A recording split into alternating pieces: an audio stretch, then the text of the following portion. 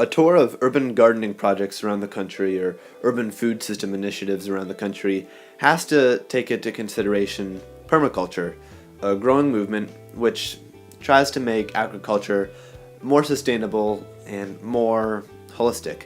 And in this area, I turned to Jenny Pell, a permaculturalist in Seattle who's involved with a lot of initiatives around growing healthy food in more places with more people. So we don't have a centralized urban farm hub, although there's a web page of that name. But there's tons of groups trying all kinds of different things. So there's the sustainable cities, there's TILF, there's the permaculture folks, and on and on and on and on. Like this is a nitrogen fixing shrub. As we walked around Gumi. her neighborhood, Jenny pointed out tons of different kinds of edible plants just growing next to the sidewalk, next to the cars in the street. Raspberries. Drew some artichokes. I like growing in my potatoes. I have yarrow, and I have dill, and I have fennel. I have some volunteer thornless blackberries. And then all these tips will start to root. Jenny also pointed out that there's a number of people who are growing food to supplement their income. She's making some money doing this. It's her cottage industry. Beans, espaliered fruit, cherry tomatoes.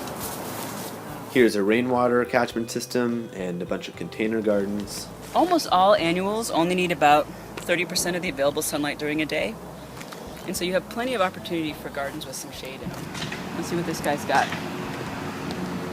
Arugula, tomatoes, herbs, strawberries.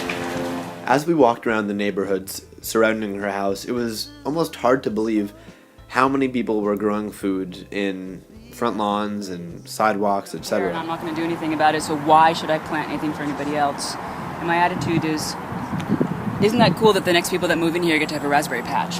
And so we have several different kinds of kale. I've got golden beets and red beets and huge fat beets. This is a green cone. This is a urban food digester. We call it the black hole of compost, and you just dump all your food scraps in.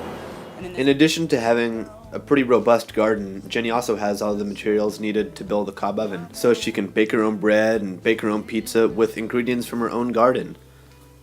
One of the principles behind permaculture is intensive planning and observation. We have here like mixed food forest nut groves and persimmons and mulberries and fruit trees and nut groves, and this is all like craft guild of willows, coppice plants and dye plants and all kinds of craft things in here.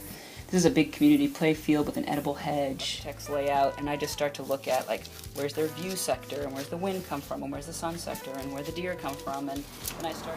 So my favorite metaphor these days is how can you expect the table to be full and overflowing and abundant if you don't bring something to the table? And that's my challenge to a lot of my students and my colleagues is what are you bringing to the table?